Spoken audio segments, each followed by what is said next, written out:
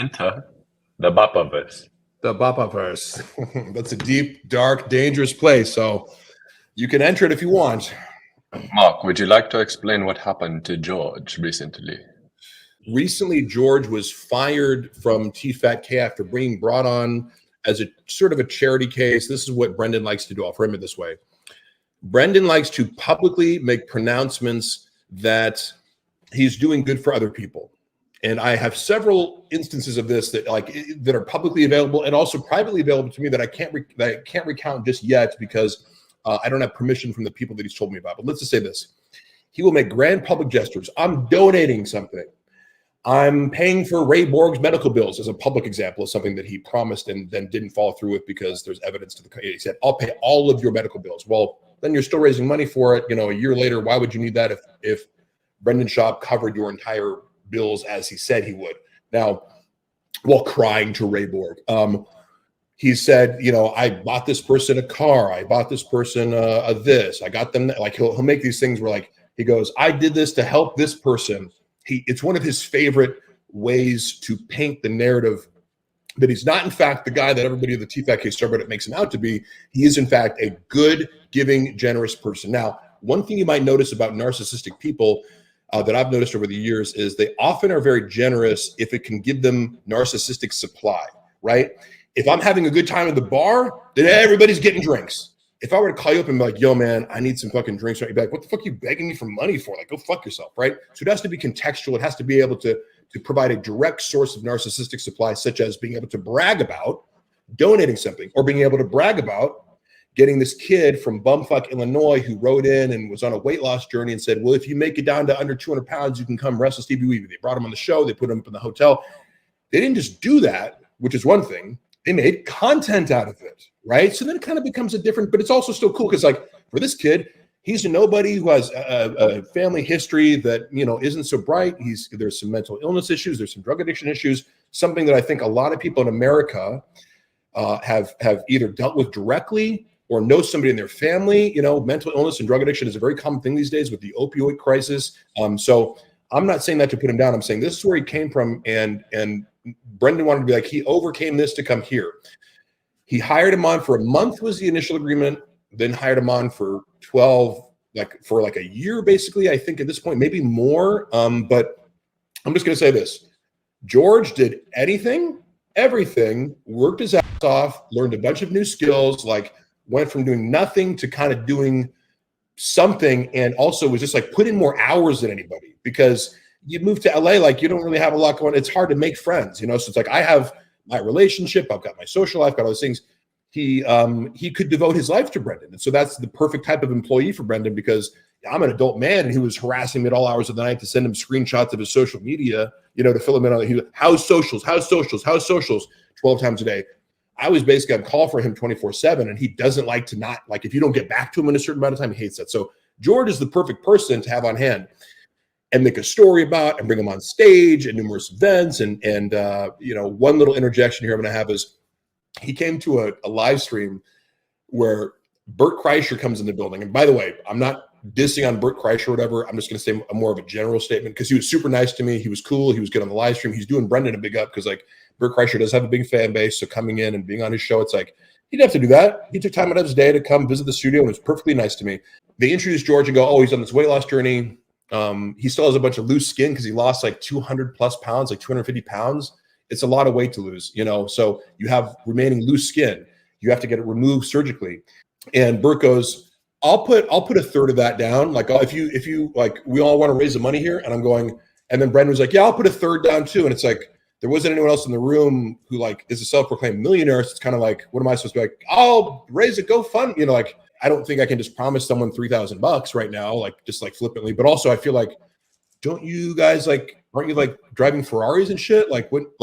Just as a statement of if you're going to make this charitable effort and kind of speak yeah, I'll help you out there at that. If you get the rest of the money and then somebody else does. And then if we all go in, it's if you are who you say you are, shouldn't you be able to write a check right now? Right? 10K. I'm a million. I drive a Ferrari. I have a studio. I'm a super, I make, quadruple that in one weekend doing stand-up. Okay, write him a check, right? It's no problem if you can't, but just don't go around pretending that you are. So He was recently, that all leads up to, he's doing his job, everything asked, putting in the hours, working way more hours for way less money than anyone there. They made a spectacle out of paying for his flight home. And last year when I was there, I remember on the holidays, actually, I remember this little anecdote that'll set up this. Brendan made sure to gather everyone around. He's like, watch this, guys, let's bring in all 8 employees that I have to make podcasts. Outside of even the talent that comes in, or Nick, the guy who produces the King of the Sting and Golden Hour. He's like, all right, well, gather around. We're all here. Okay. George, you want to go home for the holidays? He's like, well, I don't really have the money to do that. So unfortunately I can't. He's like, now you do. I'm buying you a ticket to go home. And he's like, wow, thank you so much. It was like this tearful moment where he's like, really, like, this kid's really sweet, really genuine. He tears up and hugs him, and we all, yeah, dude. Like, the kid's flown twice in his life. You know what I mean? So it was like, it's a great gesture. Like, you're paying for his Spirit Airlines, ticket home. Then a few days later, right before the flight was supposed to happen, it gets canceled because airlines were all up and there's weather. He's got to fly into O'Hare Airport, right? So he texts Jay Schaub, Brendan's brother, in the middle of the night. It was like 11 p.m., right? And he's like, hey, man, my flight just got canceled. And in order to get a new one, like, I need $200 more. Like, is there any way? Instead, what Jay did was bitch to Brendan about it.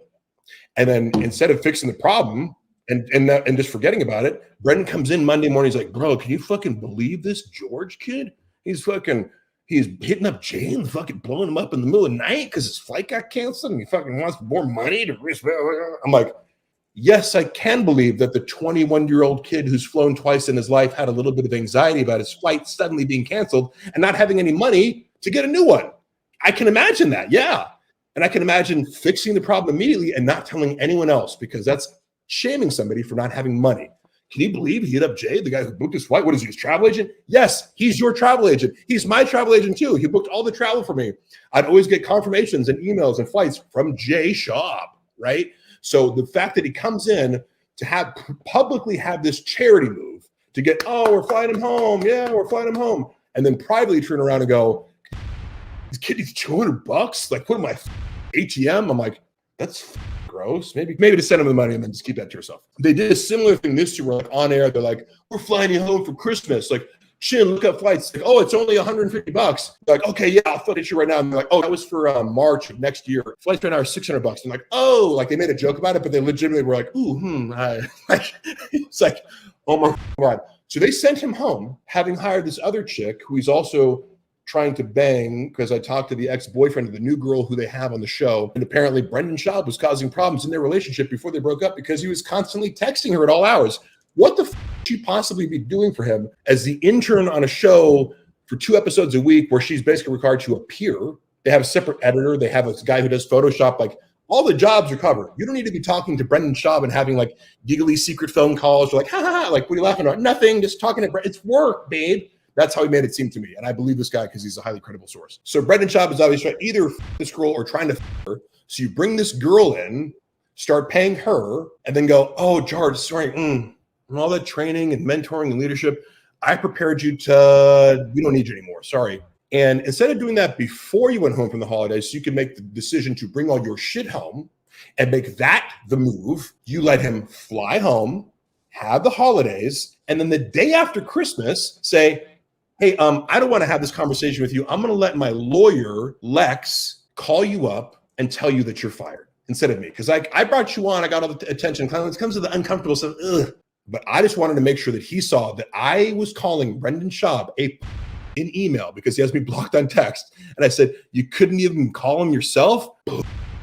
And so even if he didn't answer, I wanted Brendan to know that Bryan saw me call him and did nothing. I posted that story to my Instagram page and tagged them in it. Like, I tagged Brendan and Bryan on IG, so they both saw it, and then he probably blocked me after that. But, like, I put it out to the world, like, hey, guess what? This is what Brendan did. He fucking is too fire George himself after getting all this clout, right? For, like, the charity clout. And they weren't putting on an episode for like a week. So, like, he was just, all I wanted for his Christmas was to make him go,